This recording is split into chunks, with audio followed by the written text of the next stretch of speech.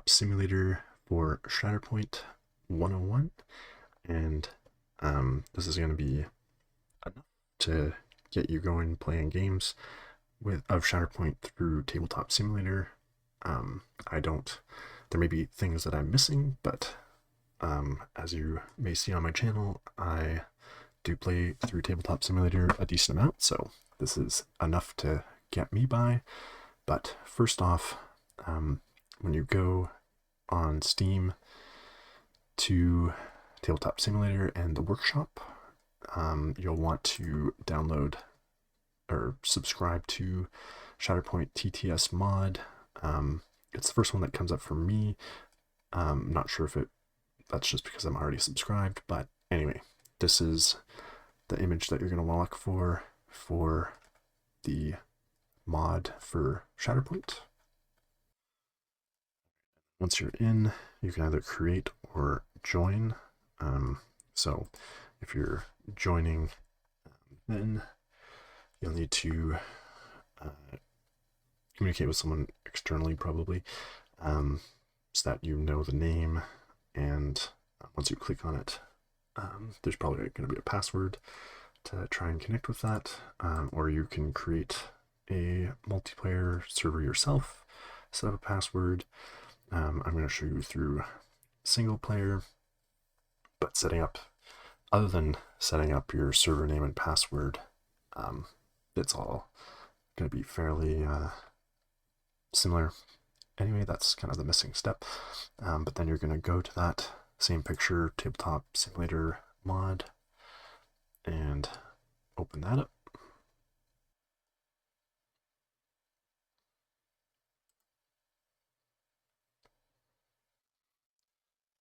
So once you're in, there's a couple ways to get your list out. One is importing a SPT file, and so you could paste it in from your browser or whatever and press import, and it should populate, but sometimes there are some issues with that, so I usually just click on the box over here and search.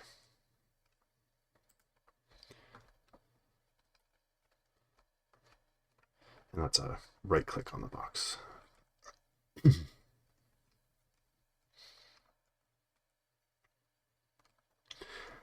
Then we can either scroll through all the cards or search, but I'll just show you what happens. You can just drag and put it in your play area here, and just throwing that down, it's going to populate your stance card, your order card, force for the primary, your mini is going to be up here, and the number of durability should pop up as well.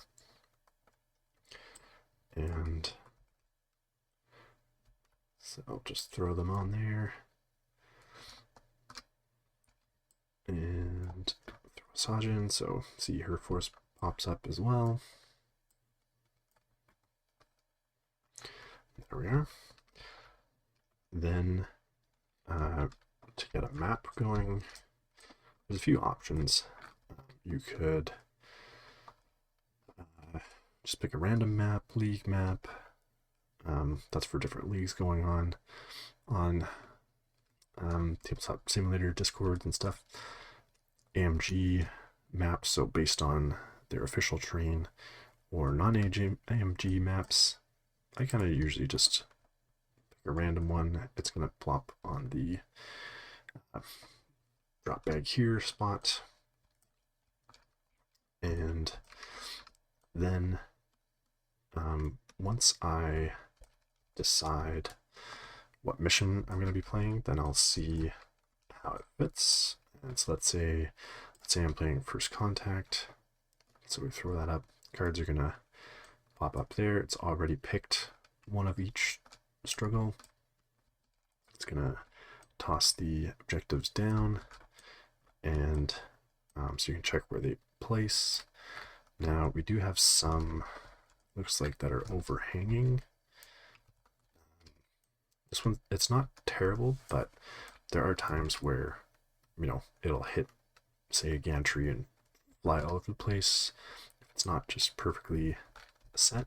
So in that case, you can clear the objectives and also the clear the table, and then that'll allow you to pick a different map. And again, we can put down our mission, see how that works, and it's picked cards again for you. You can set who's first player. That's because, see, I've switched it here, and so I'm just going to hover over the card and press F. That's going to flip the card, and it's going to face whoever first player is. Then when you're deploying, you can press toggle it to deploy true, and that way when you pick a primary, then it's going to automatically measure 2 from the edge, so that makes deployment a little bit easier. So we'll get our primaries deployed. Now it doesn't do that for the secondaries or anything, so you can swap back and forth, but I'm going to turn that off for now. Let's say we're deploying, we're deploying the rest of our stuff. If you have a number pad on your keyboard, then you can press 1, and that will, while hovering over a model or an object or like the objectives, that'll automatically snap to the objective or model, and we want to place him within 1. So you can press place, and then he's going to snap there as well. That's really handy for doing shoves. And we can place other models, snap them on there, move, snap them on there. Now for the objectives, they have, you can see 1 to 4, so they have 4 different options.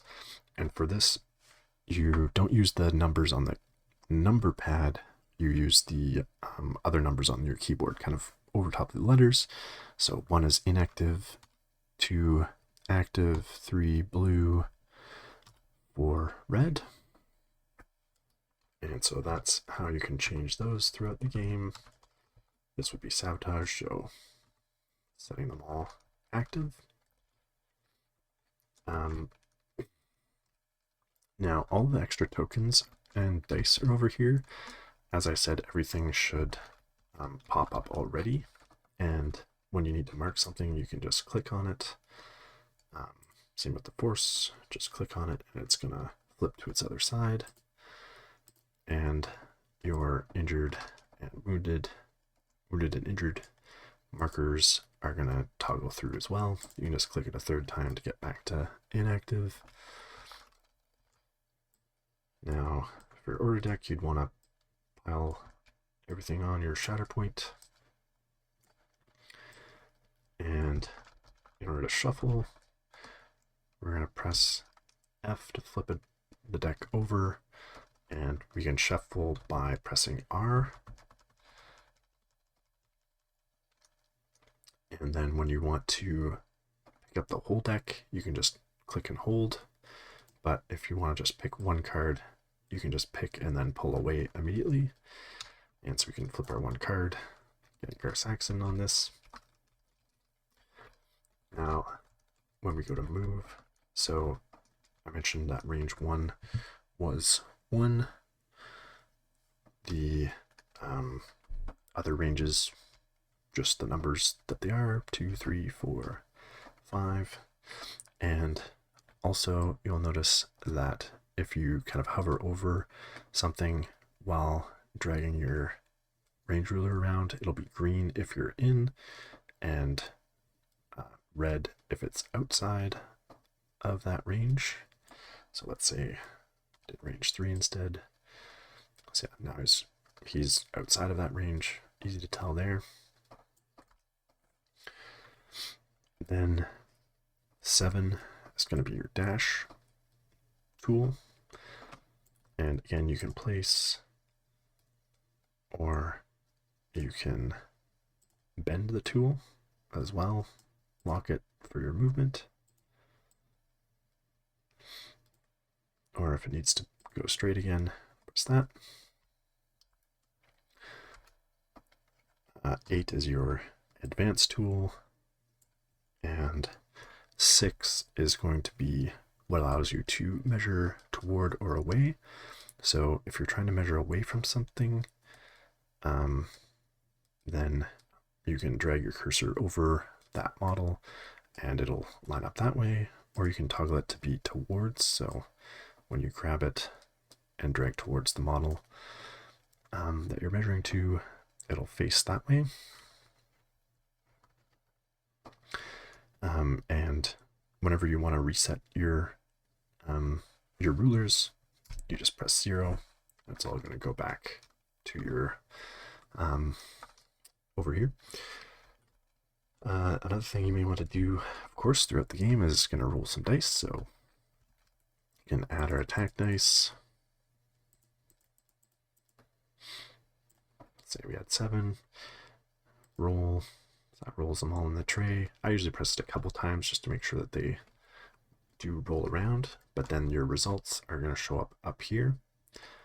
And if you need to do a second attack, say with a support, then you can press this and they'll all go back into the tray for you to re-roll again.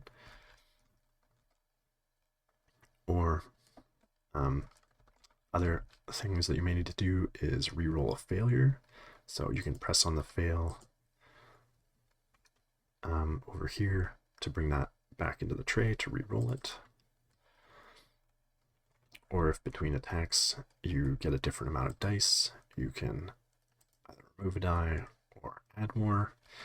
And when you're switching between attacking and defending, just get rid of all the dice there. Something that also happens sometimes, depending on your settings, it's going to, the model is automatically going to go up to kind of the top level. But if you're trying to place him underneath, what you can do is hold the right click as well as the left, and then it'll kind of drag the model along the ground instead of popping him up. The only thing is, if there's other models there, then it might actually bump into them and push them around. So just be careful when you're trying to move one model around another while holding the right click. Now if he falls over, again, you press F, that can flip him over. We have buttons here for adding momentum and for resetting the struggle when obviously somebody's won the struggle. Now something recently that they've added that I also find quite handy is this overlay, and so you can turn on the header, the character kind of health trackers, and the dice results. And what you will notice as well is as you mark over here, that those things are going to show up by that character as well. So that's pretty handy feature as well. It's been added recently. So this should be hopefully enough to get you started with playing around with Shatterpoint in Tabletop Simulator. I hope this helps you, and if there's anything you feel that I've missed, definitely feel free to put that in the comments, and I'll see you next time.